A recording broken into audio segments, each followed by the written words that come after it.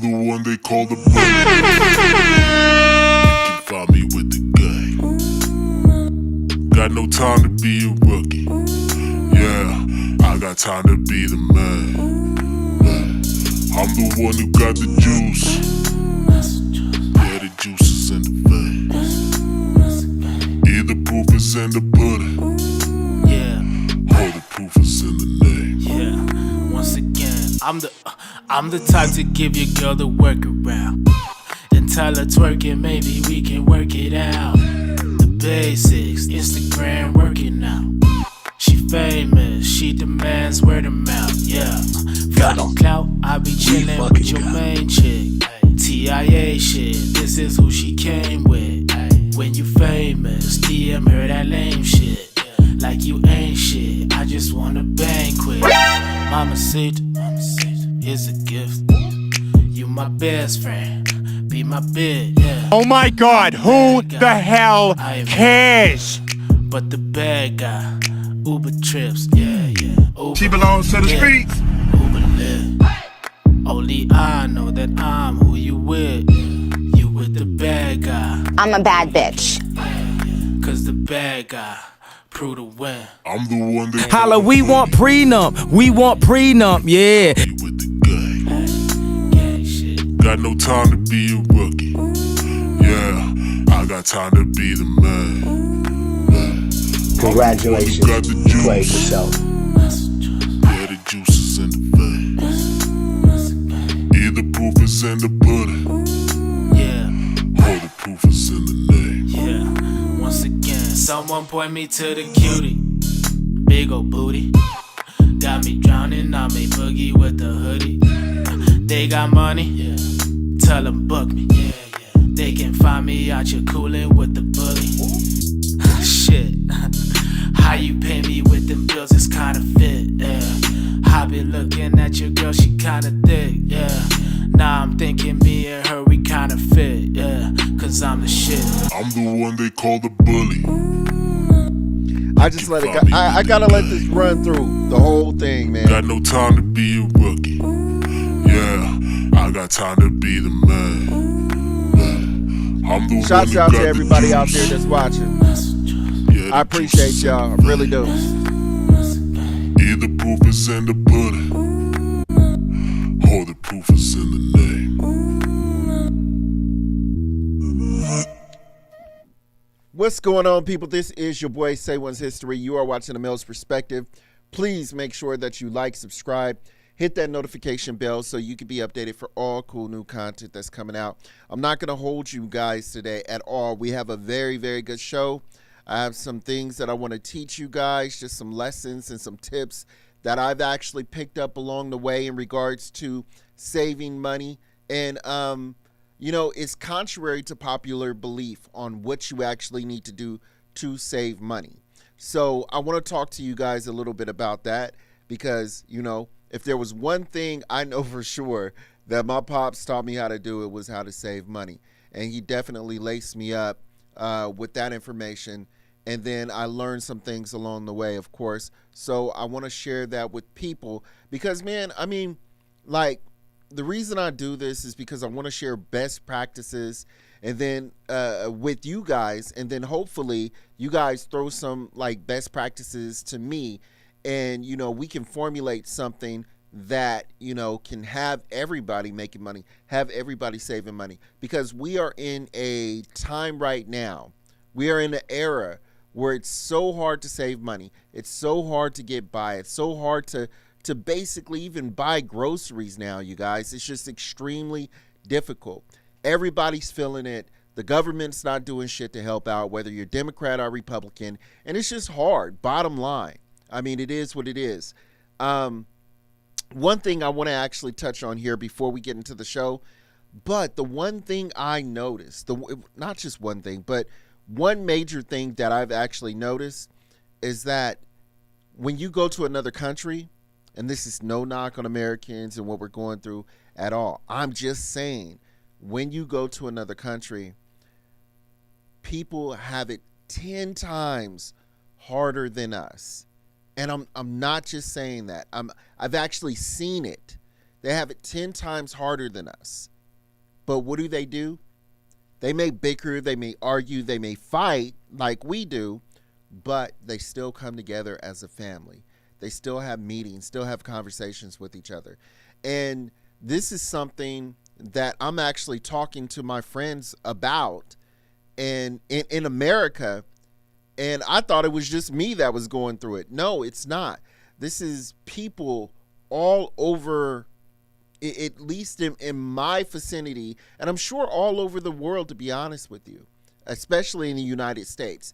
They're going through a rift with their families and whatnot and having difficult times dealing in communication and stuff like that. It seems like everyone I talk to is basically saying, yeah, man, I'm not talking to this person in my family. I'm not talking to that person in my family.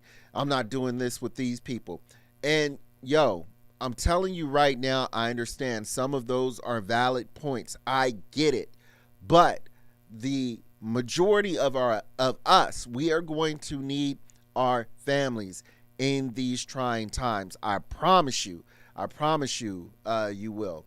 So with that, unless you're just managing and you're moving around and doing stuff that you should, like we're going to go into today.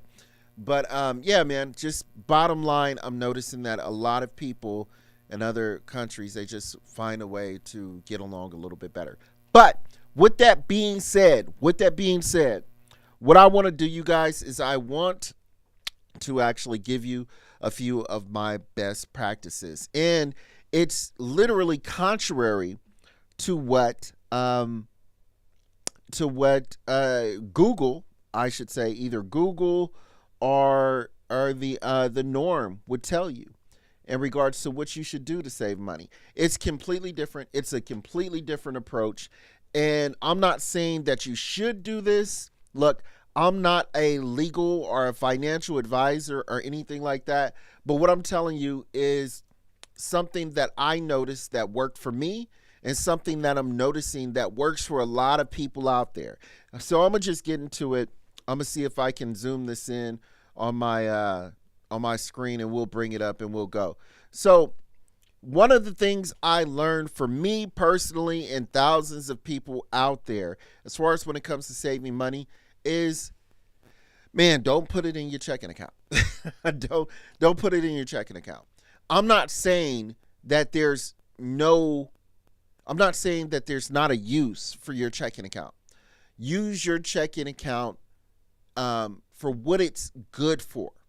But if you're trying to save money, it's just not good for it. It's not. And I'm going to tell you why. This is why here. If you can't read this, I'm going to read this for you.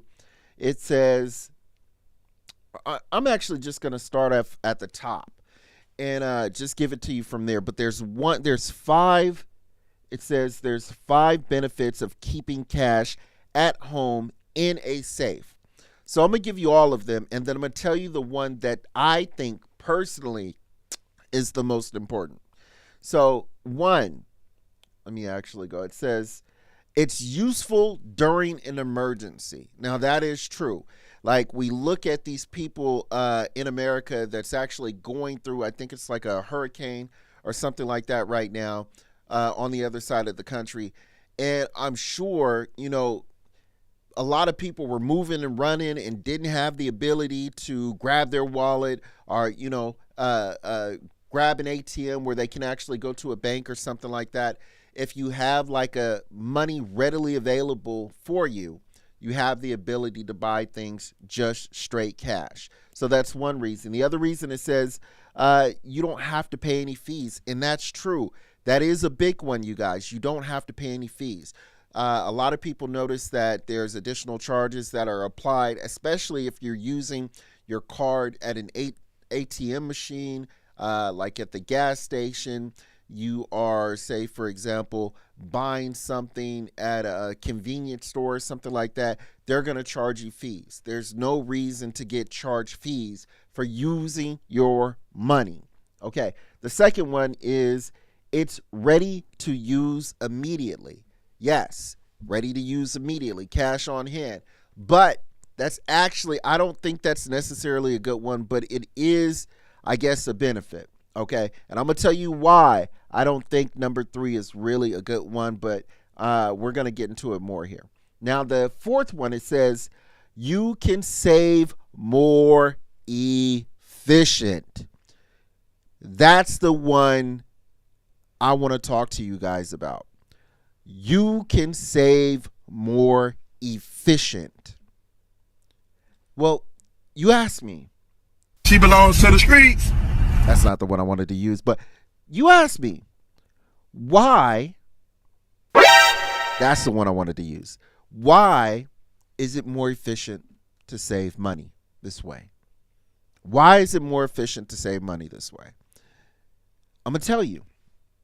Because, you ready for this? It's very simple. It's simple, but it's not easy. Okay? It's simple, but it's not easy. You ready for this? It's less convenient.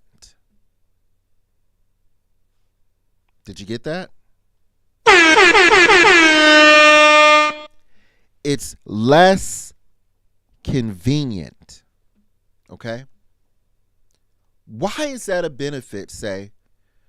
Why is that a benefit for me saving money if it's less convenient? Why would that help me save money? Well, because if you lock that money up and then you use your checking account to take care of your bills, that money is already tucked to the side. Well, people say you can do that in a bank. Yes, you could. Yes, but you can also monitor that money with your phone, your computers, any mobile device that you have, and it's just eating away at you sometimes. I just want to use this for this. I just want to do that for that. Remember, it's not about, well, actually, it's about making it inconvenient for you. Tuck it away somewhere where it's out of sight, out of mind. And here's another benefit. Here's another benefit to that. If you actually save your money and you put it in the bank, and I'm sorry, a safe or something like that, keep in mind, I just want to say this for disclaimery purposes. Don't save like no exorbitant drug money or nothing like that. Come on. And then 2, you want to actually have a safe that's literally bolted to the ground or something like that. That's essentially what you want to do, or at least what I would do. And it be waterproof and it be like fireproof, definitely. So that way you preserve your money, you preserve anything that you want to save in there. So that's another reason I would personally do that. Not an exorbitant amount, but at the same time, something that you have with you. And why, again, there's another reason why it's important, or why it's beneficial, I should say. It is because it's like a goal to you. If you're counting and you see, oh, I got this, I did this job last week, now I had this money, now I have this money, and also it actually becomes a game to you. You want to do it more. You want to progress more. You want to save more. You have something that you're looking forward to. If I do, and not necessarily that you even have to spend the money, but you can say, hey, if I save this amount of money and I've been doing this over this week, 2 weeks, a month, 6 months or whatever, now you can say, oh, now I can put that investment into a CD account or 401k, or you can say I'm going to buy some life insurance, or you can, whatever you're going to do with that money, just make sure that your money grows. Always have residual income. And what do I mean? Multiple streams of income. Multiple streams of incomes means that you are going to have not just your primary job. Your primary job is where you actually go and you trade your time for money. But you want to also have residual money too. Residual money that's coming in. Like, say, for example, if you can actually go ahead and do like 4 hours of work on a YouTube stream, and then money is coming in from that. That's residual income. That's some passive income. Money that's coming in that you don't have to trade your time for. Okay. So that's one way you can actually do it.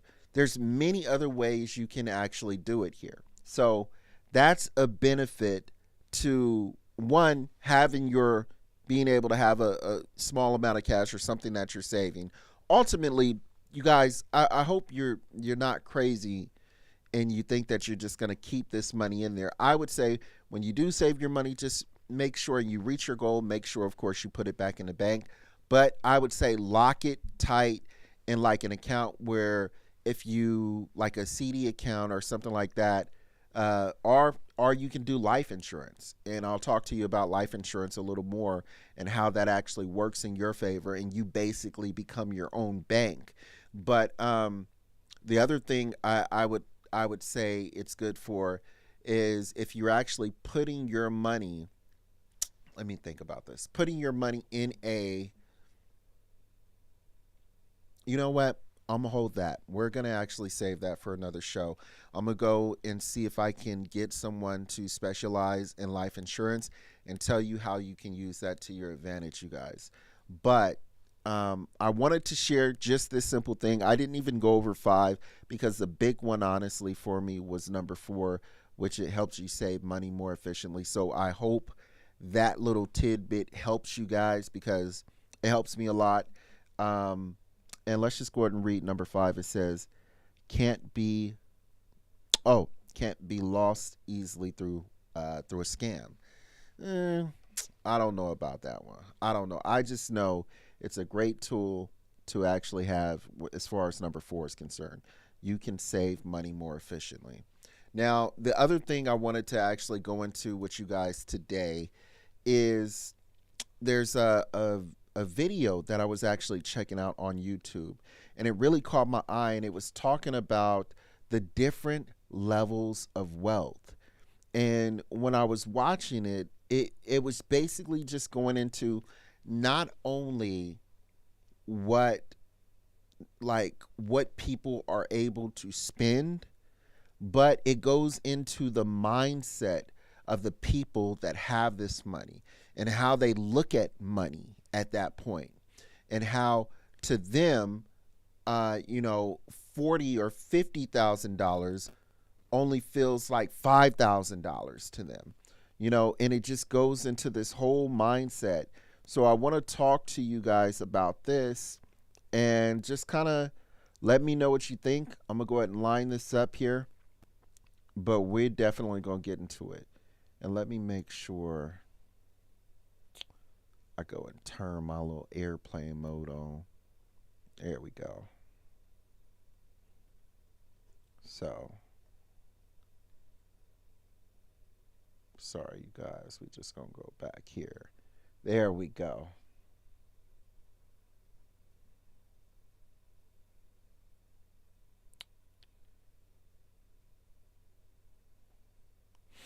Let me make sure I'm bringing up the right one. Yeah. Here we go. Levels of wealth.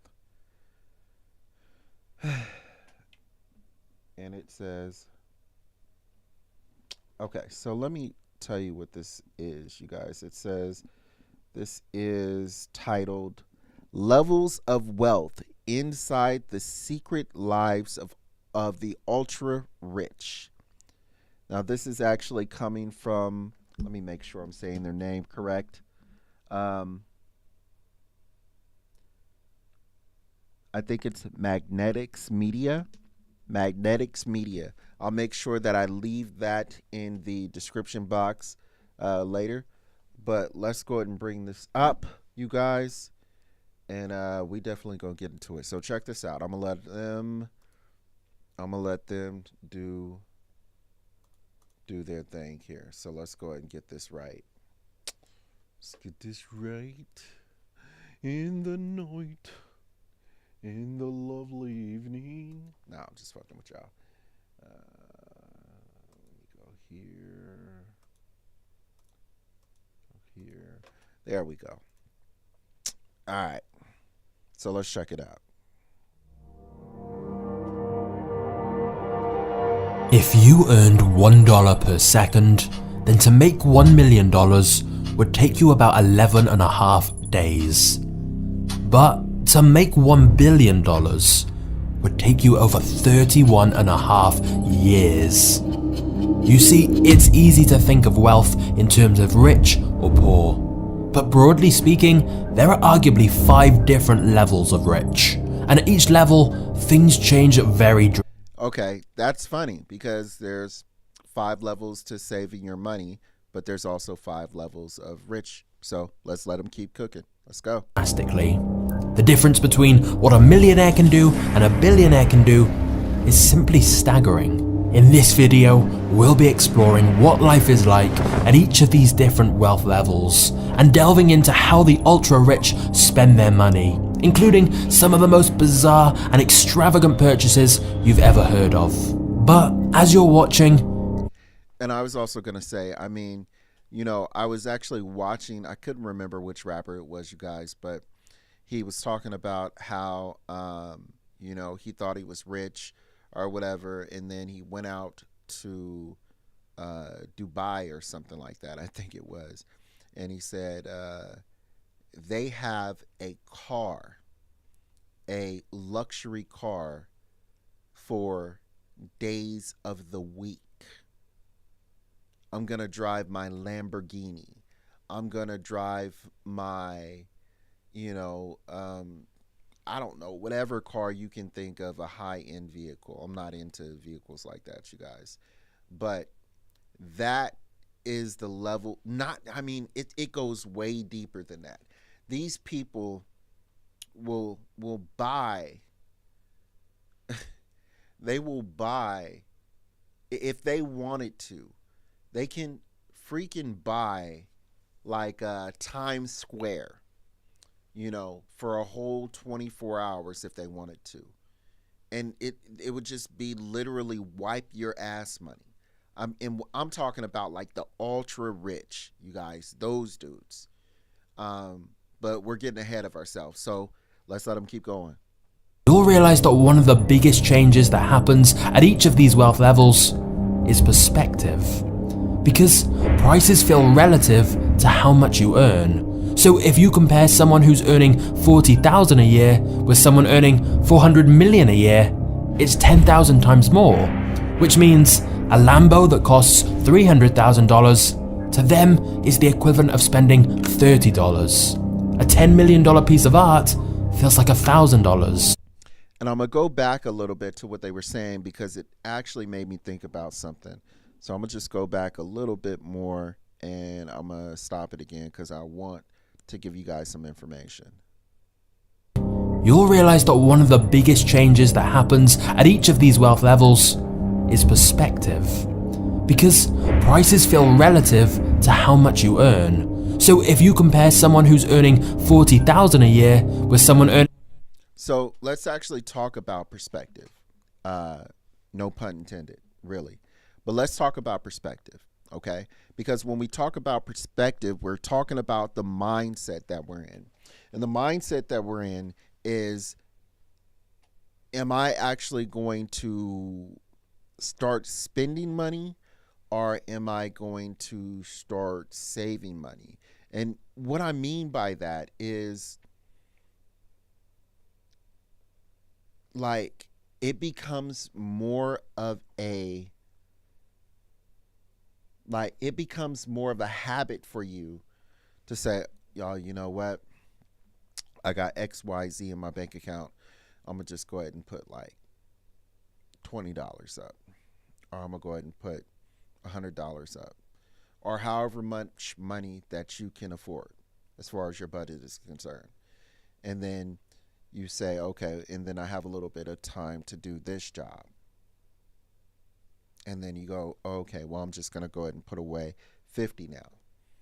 And then you do that over a course of a week. And what you end up doing is you end up having a larger sum of money that you would have just spent on frivolous things, because we all think that we need something all the time. Oh, I need this, I need that. We all just, you know, go buy stuff that we really don't need.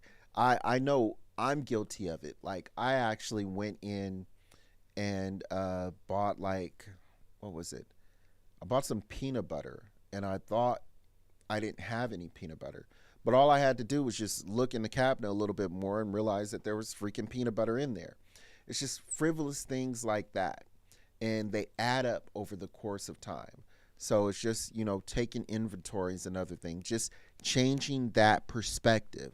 A lot of people ask me, they're like, oh, why don't you tell us what we're doing? Why don't you tell us what you're doing to make money or to save money or something like that?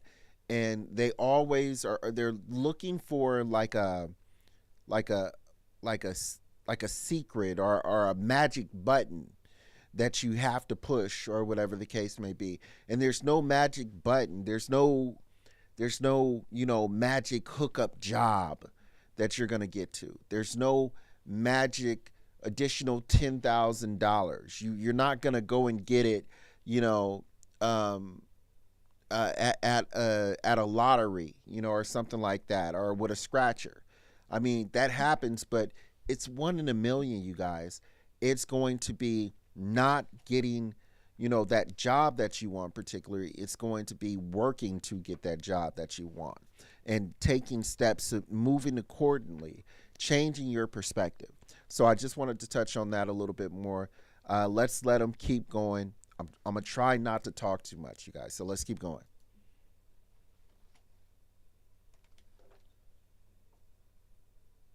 Earning 400 million a year, it's 10,000 times more, which means a Lambo that costs $300,000 to them is the equivalent of spending $30. A $10 million piece of art feels like $1,000. A $50 million home in the Hamptons feels more like $5,000.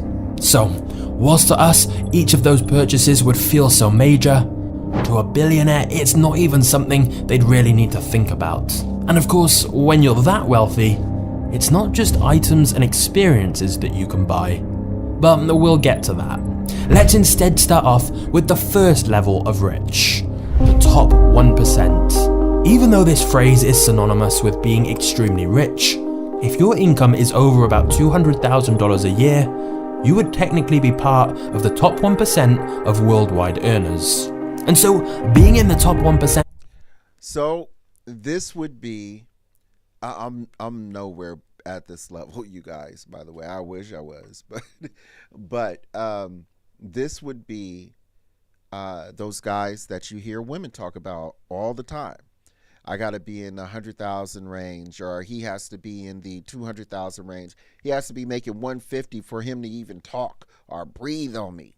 He got to be making this kind of money for him to even step to me. I don't want no issues. Like, those guys are the top 1%. Did he say 1%? Yeah. The top either 1% or 10%. I can't remember which one he said. But regardless, the point I'm trying to make is that's a very small club. It's a very small club. And women, all women, want that 10%. And if you put all the other things that women want within that 10% of wealth that they want the guy to have, he has to also be 6 feet. He has to be handsome. He has to be muscular, things like that. You drop your chances of finding this dude. It's extremely low. And a lot of women, and this is not a knock on women or anything like that. I'm not saying that. But what I'm saying is this is what you're looking for. And a lot of women that are watching this, they're like, no, I don't look for that. I don't look for that. Okay, let me tell you how you look for that, women. And you don't even realize that you are looking for that. I'll give you a prime example. Okay. There are women, I'm going to give you 2 examples. There are women who will look at men and they will say, I want a man who's 6 feet or taller. It's actually getting crazy right now. They'll actually say, I want a man that's 6'2" or 6'3" that's taller, because if I'm wearing heels, I'm going to be closer in height to him, which is crazily ridiculous that you are that shallow where you actually have prosthetics on, pretty much. You have prosthetics on to make yourself tall, and you're telling a dude that he needs to be taller because you're wearing heels. That's just ridiculous in itself. But then the other thing that makes it extremely hard for women as well and drops their percentages down is they say that they want a man, of course, that they are attracted to.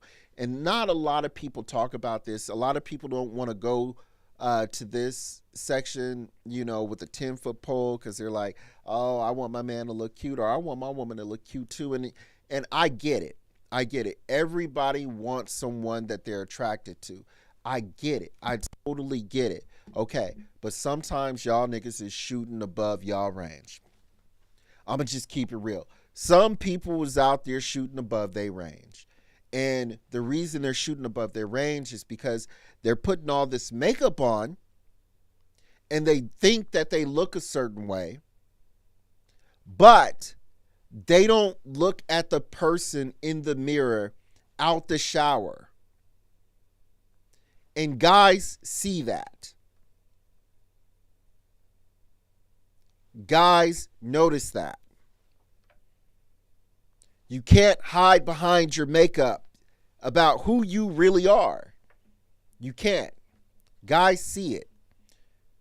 When Kevin's in, and I'm not knocking women, I'm just trying to get a jolt, a shock, like a reality shock in. Like when Kevin Samuels was alive and he was talking about this, he would always say, what would you rate yourself 1 to 10, fresh face, no makeup, straight out the shower? He said that for a reason. Fresh face, no makeup, fresh out the shower. He said it for a reason. We know you look good with makeup. We know you look good when you got your what is it? Your tight, workout clothes, or when you're going out to the club. We know you look good. That's eye candy. But you're not going to be around me like that all the time when I'm spending time with you. When you get sick, where I'm annoyed at you and you're hurt and you can't do your nails and makeup. I want to know that person. A lot of women will take their looks and they will gauge their whole qualities on what they look like and put no investment in their character whatsoever. Will put no investment in their character whatsoever. I'm not saying this is all women, but to some degree, it's a good portion of women. So I'm going to let him keep talking. I'm getting into it, getting ahead of myself. But yeah, let's keep going.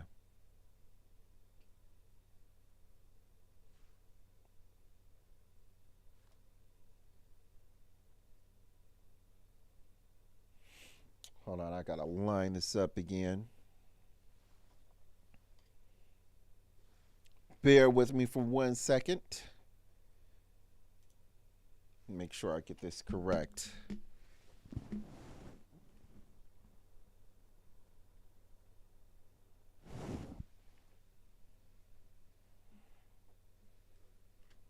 There we go.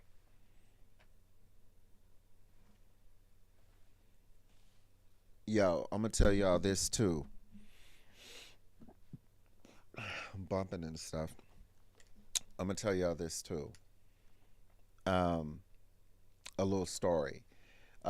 For people that don't know, I do like ride share as a secondary job or whatever.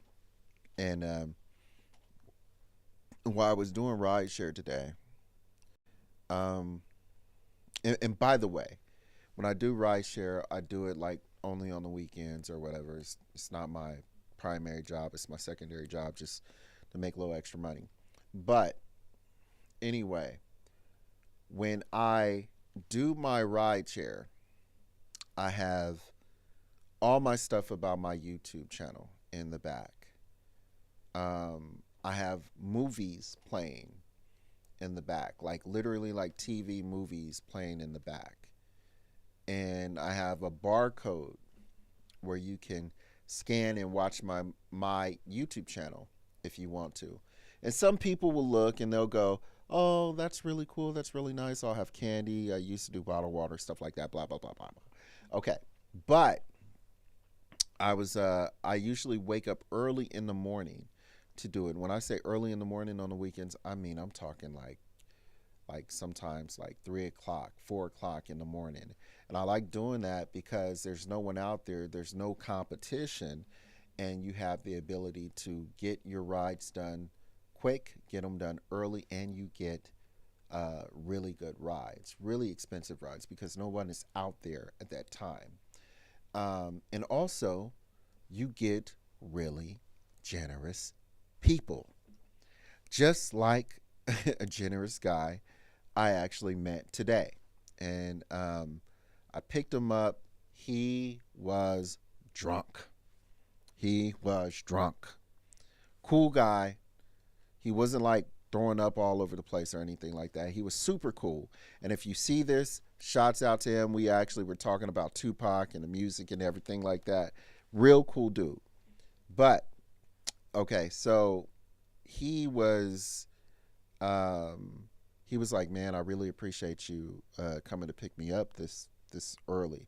And I was like, oh, no problem, man. Don't worry about it. It's no big deal. He was like, do you take tips? I was like, yeah, I take tips. Hell yeah, I take tips. He was like, okay, do you accept $100? And I really didn't hear what he said. It didn't register because I was driving. And then I also ride with this earpiece in my ear so I can hear navigation while I'm actually driving. And I said, yeah, I take tips or whatever. And then he reached his hand in front and he gave me the money. And I realized what he said after he gave me the money, because it was $100 tip. And the first thing I did, I looked, I said, yo, I can't take this. He said, no, go ahead and take this. I said, I can't take this, bro. He said, no, for real, go ahead and take this. I said, bro, I would feel like I'm taking advantage of you. Nah, man, you're inebriated. I said, nah, I'm super cool. He said, no, bro. Yeah, I'm feeling myself, but I'm cool. He said, thank you for coming to pick me up. He said, not a lot of people are out at this time of night, so I appreciate it. I was like, man, thank you. Because that helped me get to one of those goals I was telling you about, as far as saving or whatever now. And he was just super cool. And, another thing that you can think about as far as you can take from this is attitude. And that's another thing that I'm realizing that goes a long way too. And you'd be surprised how lucky you get sometimes when your attitude changes in regards to like certain outcomes and things in life that you'll actually have going on with you or whatever not. But yeah, that's actually helped me and it's been a benefit to me a lot. But I want to continue on this. I think I got it set up properly.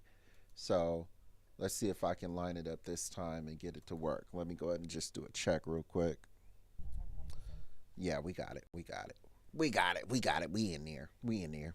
Okay, let's get it, you guys. May not make you feel quite as rich as you would think. Because sure, you can typically afford a nice house and... Let's go back a little bit. Just a little bit, not too much. There we go. Wealthy, it's not just items and experiences that you can buy. But we'll get to that. Let's instead start off with the first level of rich, the top 1%. Even though this phrase is synonymous with being extremely rich, if your income is over about $200,000 a year, you would technically be part of the top 1% of worldwide earners. And so, being in the top 1% may not make you feel quite as rich as you would think. Because sure, you can typically afford a nice house and car, but with those things comes higher costs. And so you probably don't feel very financially secure, and you're likely still working a full-time job. So I want to talk to you guys about that really quick. He said, yes, you're at the top 1%. It's literally the top 1% when you're making $200,000. He said, but you still don't feel like you're rich. You still don't feel like you're rich because with more money comes more bills. Like Biggie said, more money, more problems, more money, more bills. That's absolutely true. You start to recognize those things. And because you do have more money and because you do have more bills, you start to get like an anxiety, a little pressure. Like, I want to make sure I keep this because your perspective changes and you realize, yes, I have money, but it can be taken in one fell swoop. You start to think about the things that you can lose, and you're trying to gain more money so that you can prevent that from happening. Okay, that can be a good or it can be a bad thing sometimes. You got to be very careful with that. The other thing is too, is from the flip side. When people see you make this money that are not doing as well as you, they think you have money to spare. They think you can afford $20, $30, $40, $50, $100 here, this there. People start getting mad at you. They're like, wait a minute, you know, I was there when he was doing this or there when he was. No. I'm concerned about being back in the same situation that I was 10 or 15 years ago. Everybody started at the bottom. Well, not everybody, but a good portion of us started at the bottom. You know the song, started at the bottom. Now, you know the song. Okay. If you're at the bottom, unfortunately, some people get comfortable at the bottom. But if you're in that mid-range, you're not comfortable at all. Think about it like this. You remember that meter that we used to see, like as far as the thermometer, and then it would go blue, green, yellow, orange, red. When you're in the blue, you're at the poorest of poor. You're not tripping. You've accepted, you've submitted to the fact that you're poor. That's why they say rich man, poor man mindset. You've committed to the fact that you're poor. And you're like, oh, I can get by on this. I'm cool with that. Whatever. But when you start to save and work hard for your money, then you start to realize that you can lose your money. And then when you start thinking with that mindset, it forces you to want to gain more money so you can get out of that yellow phase. Because you know if you stay in this yellow phase, then you have the ability to go right back down to blue phase, right back down to losing all your money. So you don't want to go down to blue phase. You want to stay in yellow phase and you want to move to orange phase. So what do you do to move to orange phase? You start telling yourself, I need to have passive income. I need to have residual income. I need to have multiple streams of income. And you start looking at other avenues to have that multiple stream of income, to different things that are going to work for you, that's going to gain you more money. And that's where that mindset comes from. So think of it. I'm giving away the game. I need to be charging somebody for this. Look, yellow I'm sorry, blue phase, green phase, hold on, blue phase, green phase, yellow phase, orange phase, and red phase. A lot of people are in that yellow, I'm sorry, a lot of people are in that blue, some are in that low yellow, some are in the high yellow. We need to get out of those phases and at least start moving to the orange phase, you guys. That's what we need to start looking at. Whether that be saving money on bills, whether that be not like going with all the Joneses and the trends and buying stupid stuff, things like that. We need to start looking at saving money. And it's good. That's another benefit to actually having money in your hand versus using a credit card. It's so easy. You just swipe in the card, not even thinking that that's money coming out of my account. Remember, guys, it's a mindset. This is I never said it wasn't simple. This is simple, but it's not easy because everything is so convenient to us now. We have the ability to just swipe. So having money in your hand, you feel it. You look at it and you say, you know what? I only got $100 more. I want to at least be able to keep 40 of this. And that's how you start saving money a little bit more. Let's get into the other half of this because this is really good, and I want to let this content creator keep cooking, and I'm gonna make sure that I leave their information as well too. But let's keep going. Is why beyond this level, wealth starts to be measured in net worth rather than income. Because the more wealth. Okay, let's go back a little bit. Here we go. Of the top 1% of worldwide earners. And so, being in the top 1% may not make you feel quite as rich as you would think. Because sure, you can typically afford a nice house and car, but with those things comes higher costs. And so you probably don't feel very financially secure, and you're likely still working a full-time job. Which is why beyond this level, wealth starts to be measured in net worth rather than income. Because the more wealth you have, the more assets you have, and you're probably not making your money from a normal salary.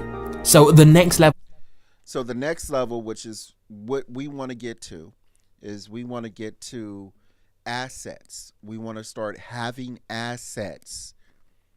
We want to start having things that you remember. Look, they drop you clues in movies. Remember, he used to say bonds and butter. And baby boy, bonds and butter.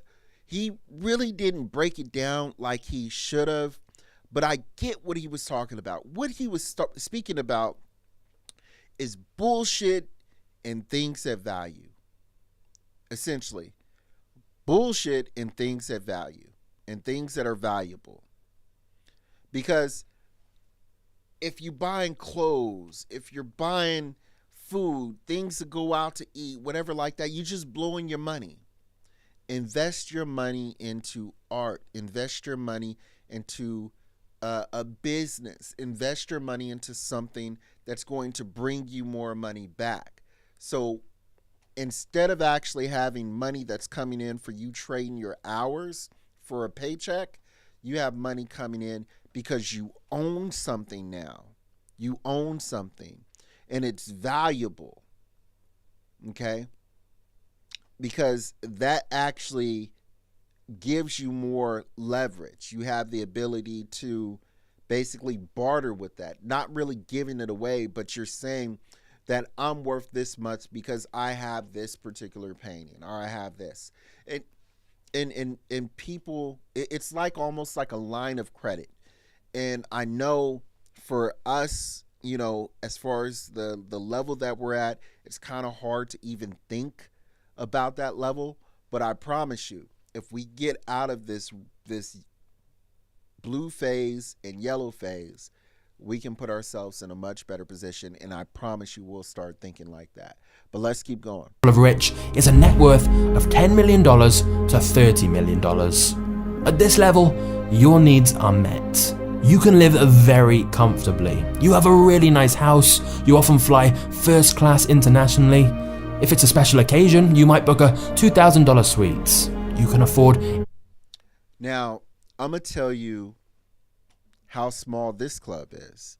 He said that one was the 1%. So this is a half of 1% or maybe even less. These people are not even doctors, you guys. Not even doctors can do this. I'm talking about like surgeons. Like not like high up, like best surgeons in the world, but I'm saying like surgeons, like regular surgeons. They can't even do this. They may be able to do it once or twice, but they can't even do this. The people who are doing this are like ultra, like I'm talking about like Jay-Z or Beyonce, and we know what they be doing. We know what they be doing. So that's a whole nother topic for another video. But yeah, that's those people, you guys. So let's not get fooled into thinking that everybody is living this amazing lifestyle, because the elites came in quiet as kept almost like 20 years ago and put a cap on what you can do when you're like making money in the music industry, and even in some cases in the film industry too. And only those ultra rich, I'm talking about like those A-listers, the Denzel Washingtons, the Jay-Z's, the Beyoncé's, the Was Diddy, those people are taking first class flights and luxury flights or whatever, or buying their own plane or something like that, and just shitting their money away, not even thinking about it, because it doesn't hurt them at all. They have so much residual money coming in, so many things that they've actually invested in over time that's bringing them multiple streams of income, where it's like shitting money at that point. They're not even doing anything with it. But I'll tell you one thing, as far as Diddy is concerned, boy, he is hemorrhaging money right now. So that just goes to show you, even being in this range, you're still not safe. If somebody wants to get you that's a bigger shark than you, they can still get you. Hence Diddy. But let's keep going. Any healthcare you need, and in fact, no emergency financial situation can destroy your life. And yet, you're still not rich in the way that money doesn't matter. You still have to be sensible and careful when it comes to big decisions. And in the banking world, you're still not Diddy. But let's keep going. Classified as having an ultra high net worth. Which brings us to our next level. A net worth of $30 million to $100 million. At this point, you start playing in the big leagues. And most likely, you run or have a controlling interest in a very large company. You always stay at 5-star hotels, and you have multiple residences all around the world that you can stay in as well. You take holidays during... Okay, so I'm going to revamp that. The one I was talking about was Diddy in 2002. This is the one that they talking about right now. This is Diddy 2024. So let's let him keep going. Prime time. For example, going to Monaco for the Grand Prix, or Cannes for the film festival. And you won't bat an eyelid when the place you're staying at costs $10,000 to $20,000 per night.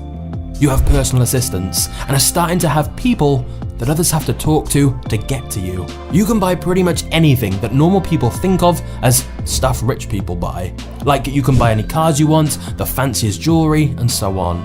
Instead of flying first class, you'd fly private. Although, having said that, you'd typically charter a flight or own a private jet fractionally through a service like NetJets, instead of buying it outright. Yo, I'm gonna tell you another story, too. And you see so many things when you're doing rideshare or whatever. But anyway, I went to pick some guys up, or pick a guy up. Usually, because everything I have set up, I have it set up to be like a mid like luxury car, like a ride or whatever. You know, when you ride with me, I try to make it nice. And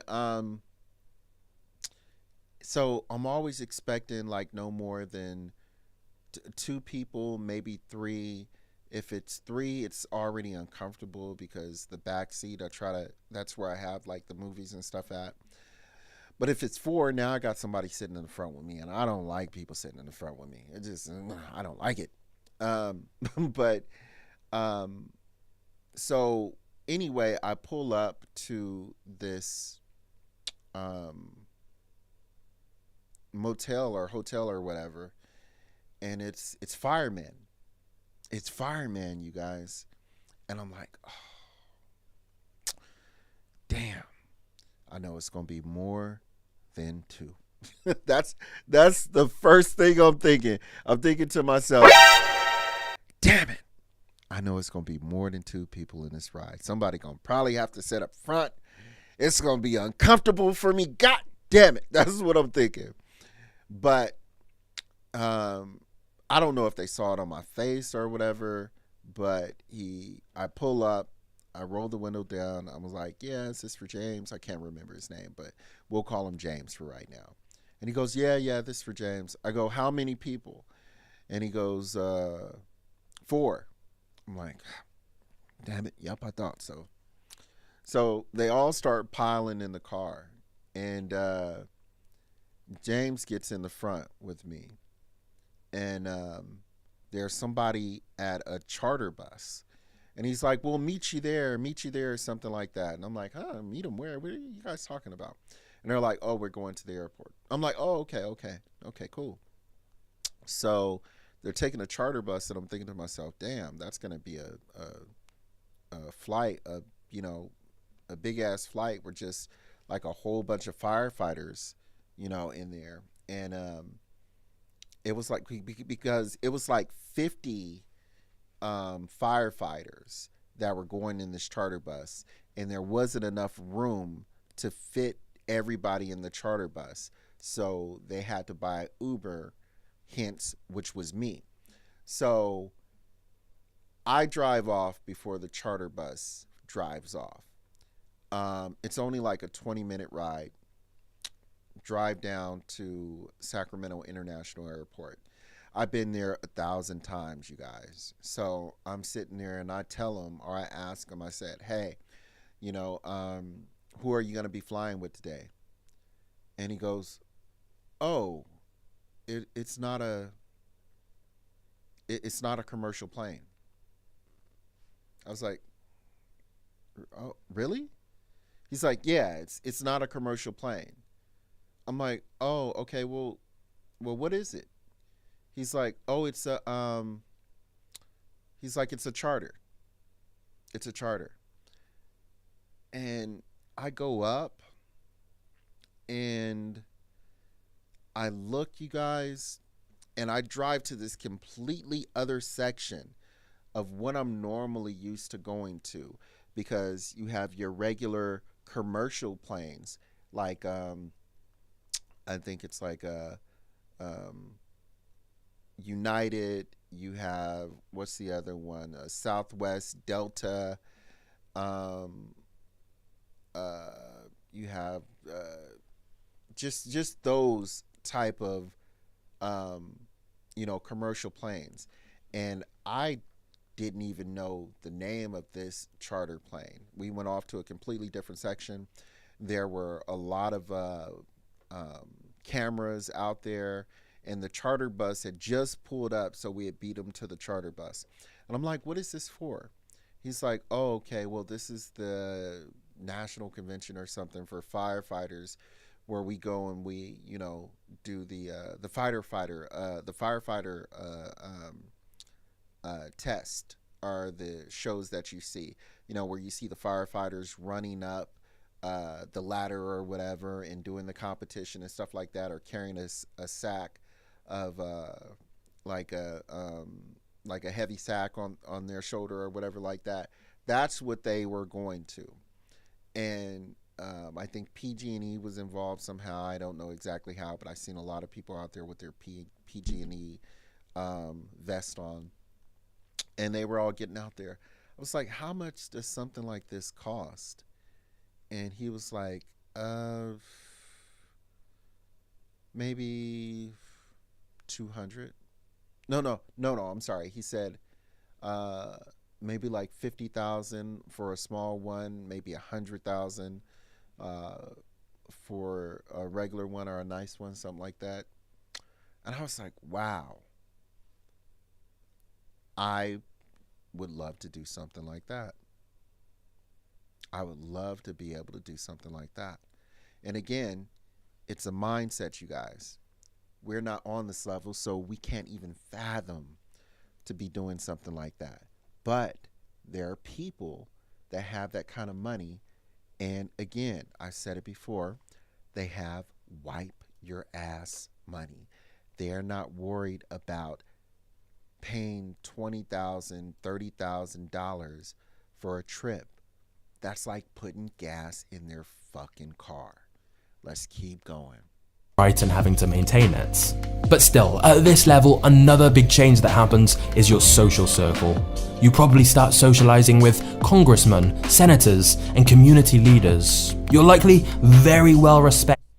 The rich recognize the rich. You know who's on your level.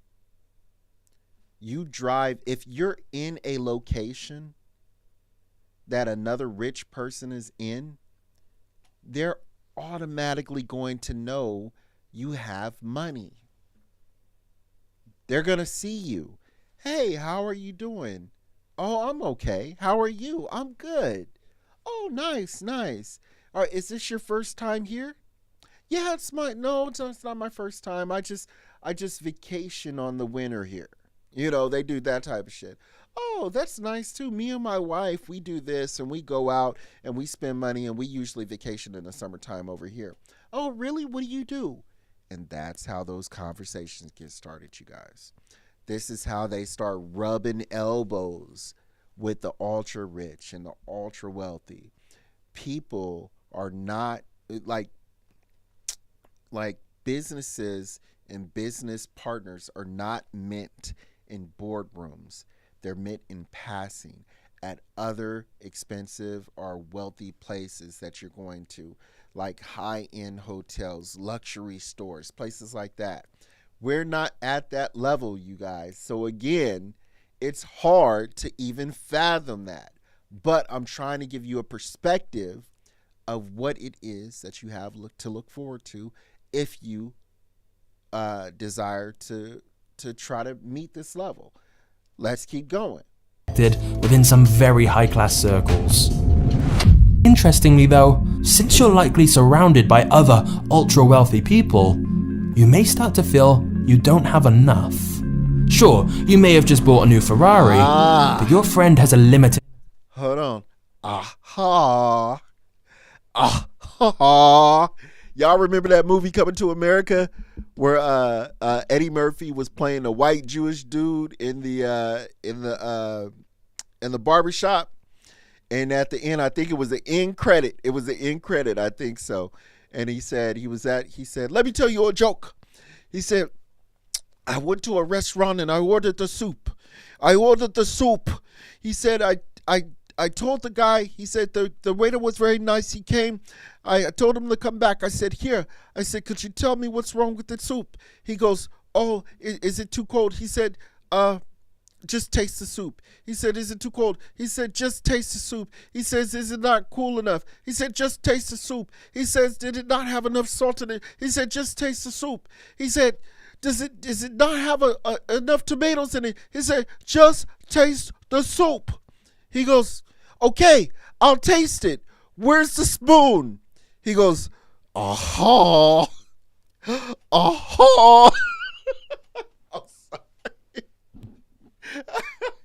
Yo, and that's what's going on here. So let's keep going though. Edition version where only 5 were ever made.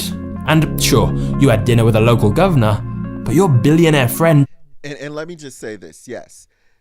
The epiphany that I was trying to make was that when you make that ultra money, you're going to start noticing that even though you're ultra rich, there are people that still have more than you.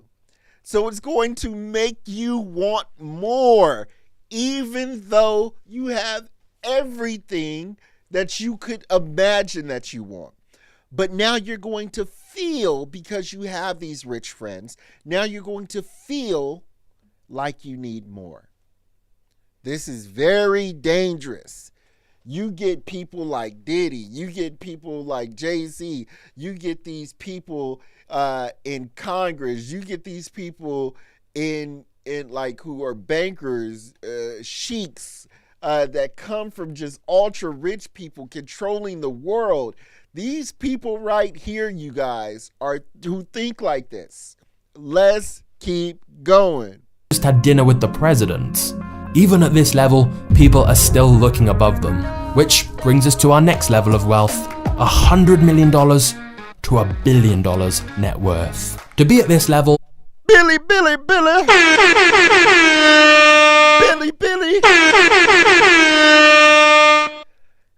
I will never reach this money.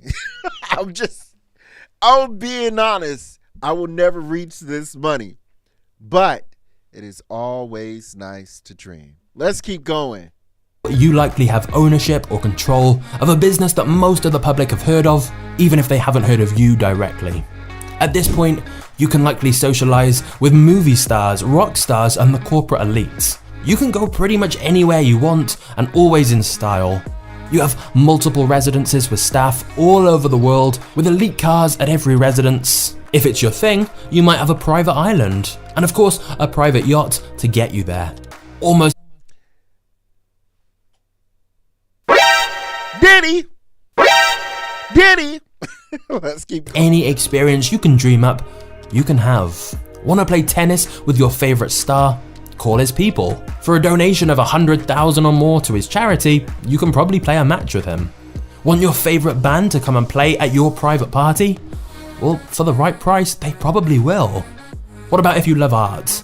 Your people could arrange for the curator of the Louvre to show you around and show you some masterpieces they haven't exhibited in years. If you can dream an experience up, you can likely have it. Donations and fees can get you to anyone. And once you have many hundreds of millions of dollars, it's the same when it comes to buy. Listen to what he said, you guys. Did you catch what he said? Did you catch what he said?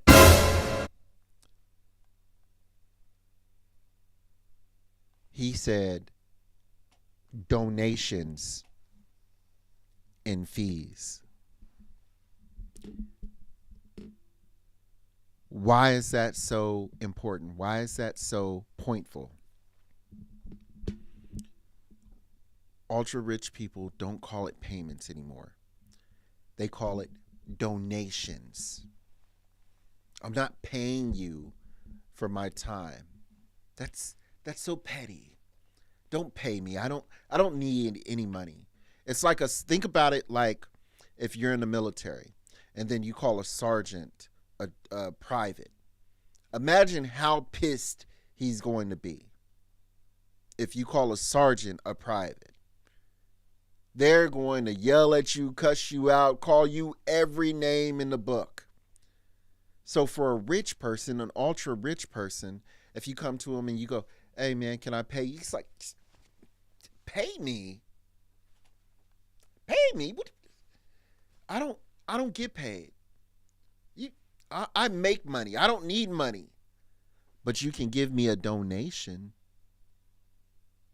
Like, not to say that I'm not going to take your money, but if you want to donate, that'll be fine.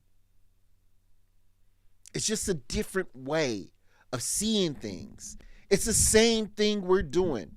You guys, a lot of people have to get out the mindset that people are different and they're doing different things than you are. They're just, a lot of cases, they're called different things, but they're the same fucking things that we do. Let's keep going. Things. You may hire people specifically to find you the most extravagant versions of items you can think of. For example, The Australian company Toilet Paper Man produces 22 karat gold toilet paper for a cost of over 1. Get the fuck out of here! Get the fuck out of here!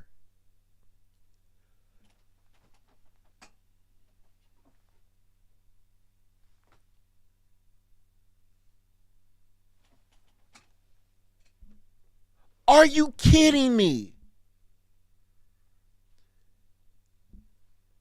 They literally have gold toilet paper.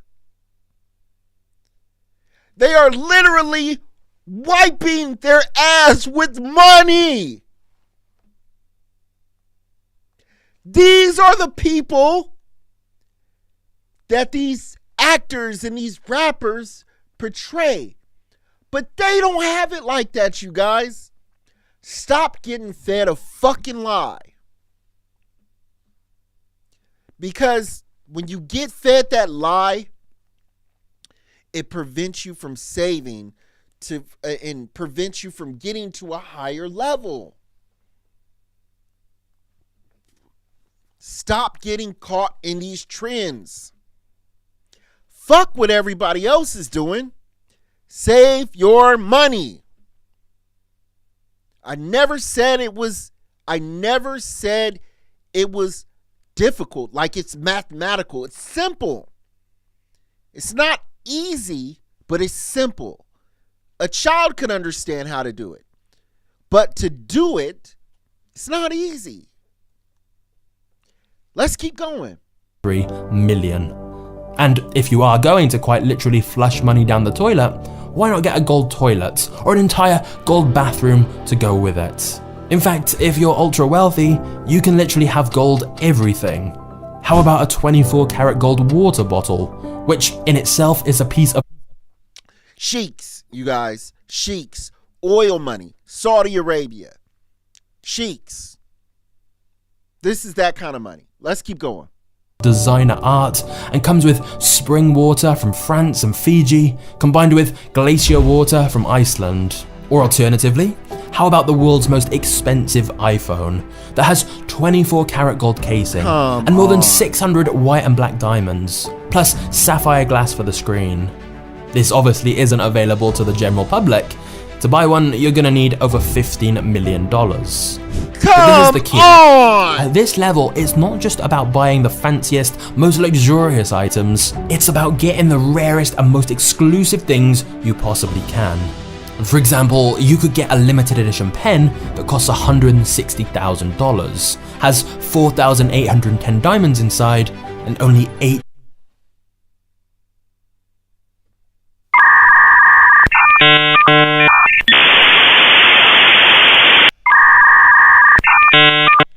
Johnny 5 does not compute. This is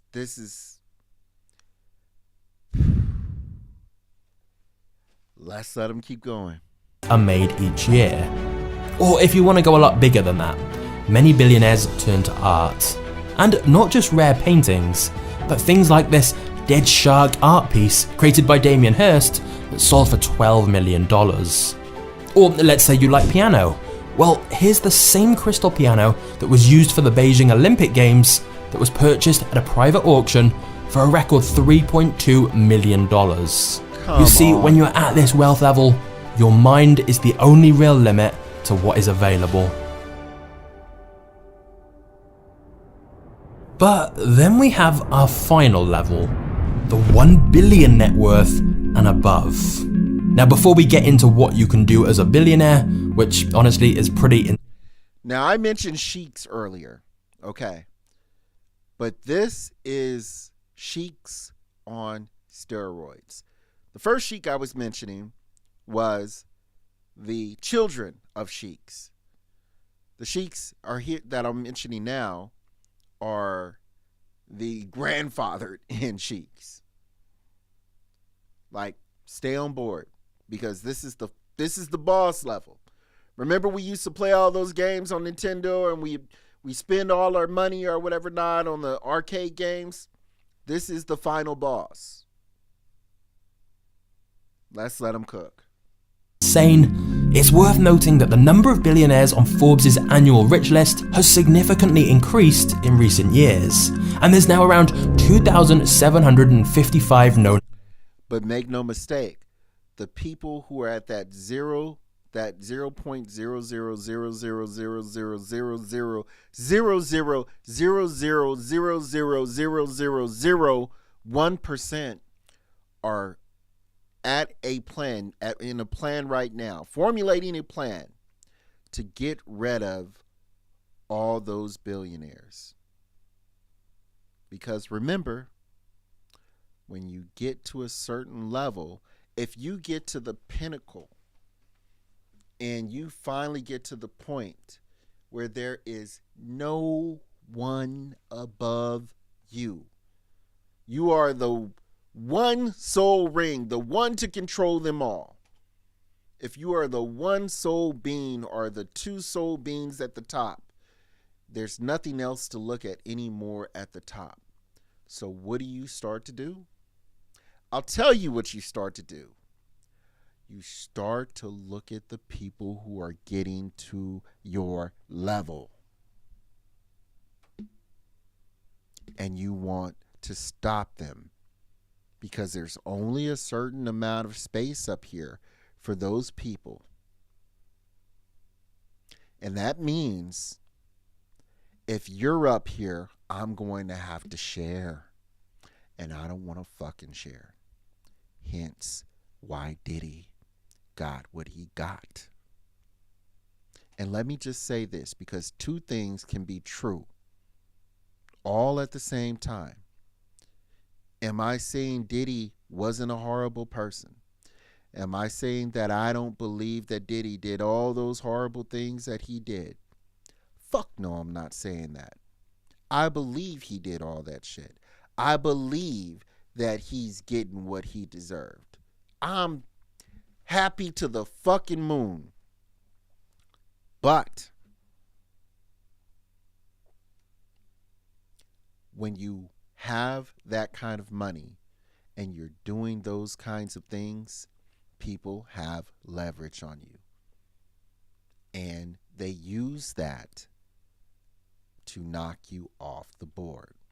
This is why they have so many of these crazy rituals in the music industry, and they have all these crazy rituals in the film industry. And they want you to do stuff like literally like put a boiled egg in your butt. And then they say like if you could put this in your ass and then not break the hard egg, you're ready to be in show business.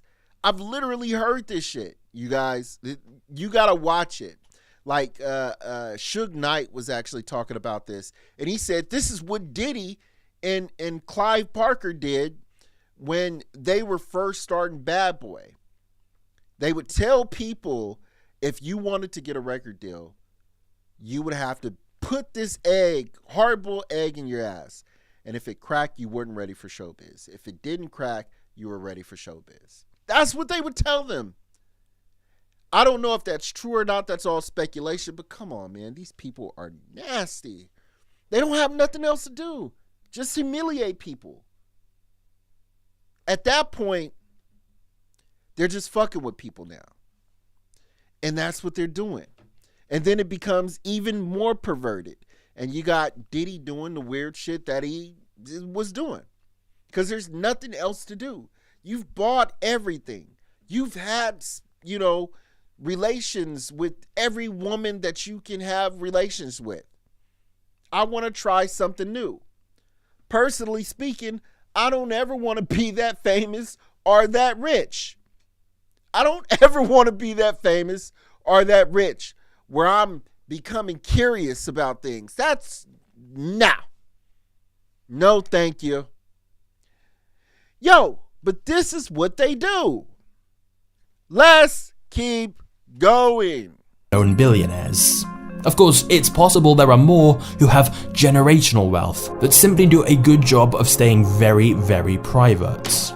But either way, Forbes have estimated these 2,755 billionaires are worth a combined $13.1 trillion, and therefore have more wealth between them than the poorest 5 billion people on Earth combined. These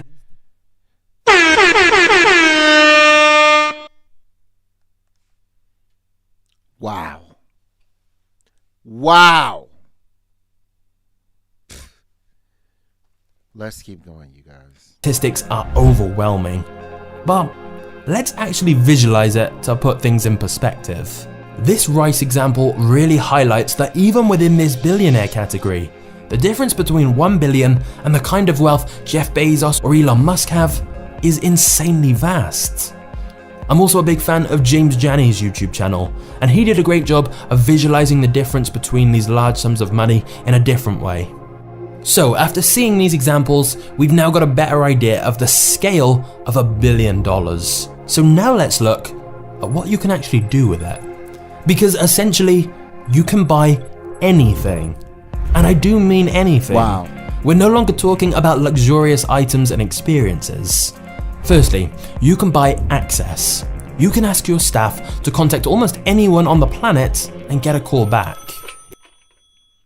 It's amazing the level of access and respect $1 billion can get you, where within an hour, you could ask your people to get in touch with someone and they'd be able to do it. And I'm not just talking about contacting celebrities. It works the same with powerful people within politics as well, especially because the billionaire may well be a donor to their political party.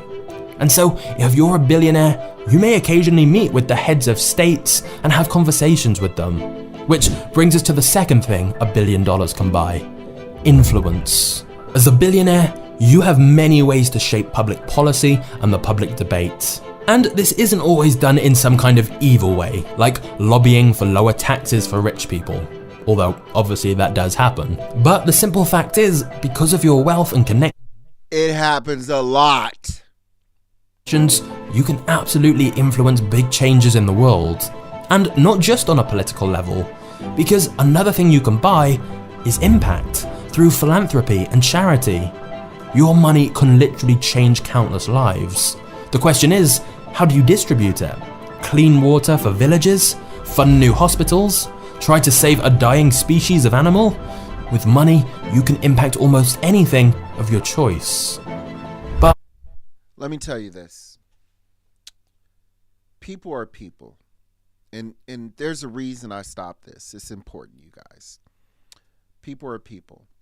And when you get to a certain, that ultra, that 0.0000 infinity 1%, a lot of people that get to that 1%, they are not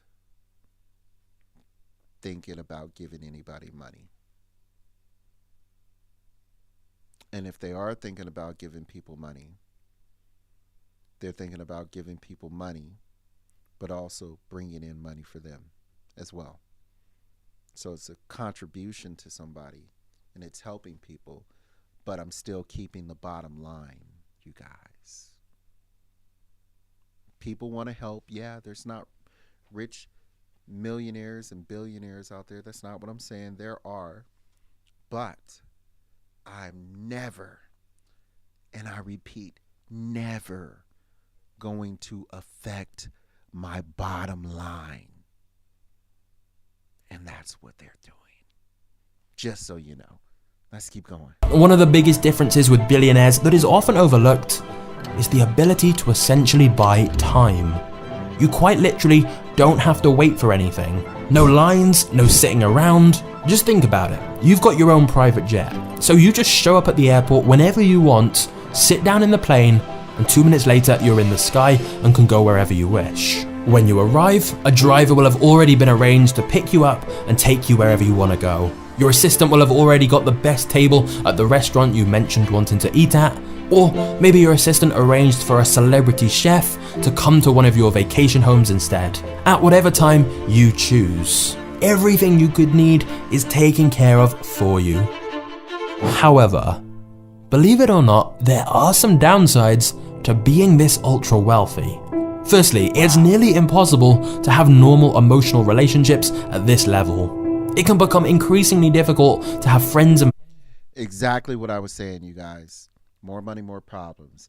You get to that level, you're getting to a point where there's no friend. Shit, family members will not like you if you don't give them $20.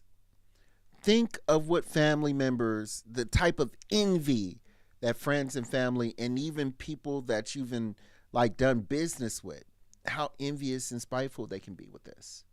Let's keep going though. family that love you for who you are. They exist, but it's pretty hard to know which ones they are. Because your world is likely filled with yes men and people looking to take advantage at every opportunity. Your trust and connections with people are undoubtedly considerably weakened. Dating also becomes an odd experience. On the one hand, some of the world's most beautiful and intelligent women are all around you at parties and events. But again, finding someone you have a genuine emotional connection with is a different story.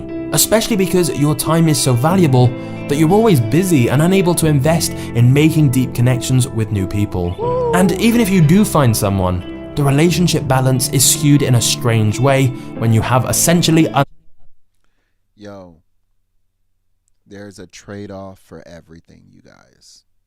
There really is. There is a trade-off for everything.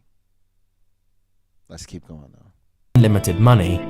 Because no matter whether you pay for everything or whether your partner makes their own money, either way, something about the dynamic feels off.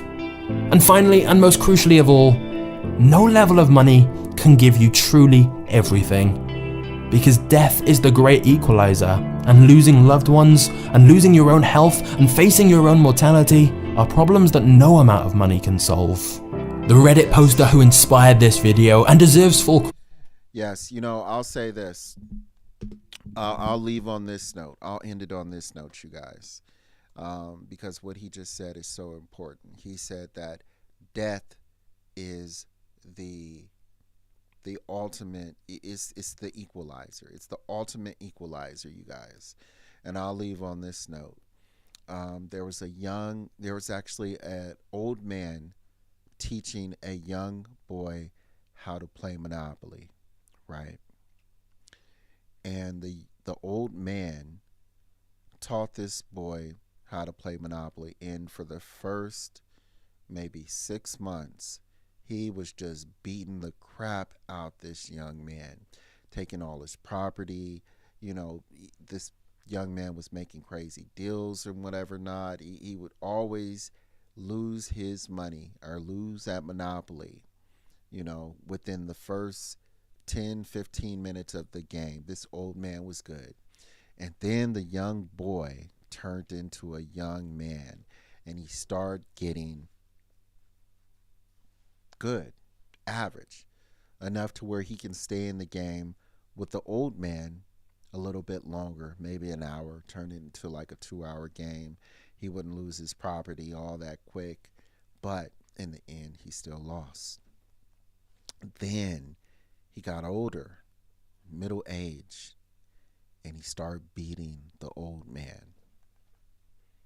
He started beating the old man, you guys. He found out little tricks of the trade that he can use, different things, methods, philosophies that he used to be able to beat this man, because it's not just about buying property. It's also about knowing your opponent. And he started using that knowledge to his advantage, and he started to win. But the old man had one final lesson to give to him. He told the now middle-aged adult, I have one more thing to teach you about Monopoly. This is the final lesson. He took all the money. He took all the property. He closed the board up and slowly put the board at a tilt angle, and all the money, all the dice, everything rolled off of the board back into the box. And he goes, everything goes back in the box. That's all I got for you guys today. I appreciate you watching. I hope you enjoyed the show. I hope you enjoyed and you got some lessons, you got some values from the stream today. I hope you enjoyed the new intro. I was working on that today. I think I'm going to stick with it. Again, please make sure that you like, subscribe, hit that notification bell so you can be updated for all cool new content. And if you feel inspired, if you feel like you learned something today, you have a different perspective, please go ahead and use that Cash App. Please go ahead and donate where you can on Facebook, YouTube, Twitter. I appreciate you guys. Thank you again. I will holler at you later. Much love to you guys. Peace.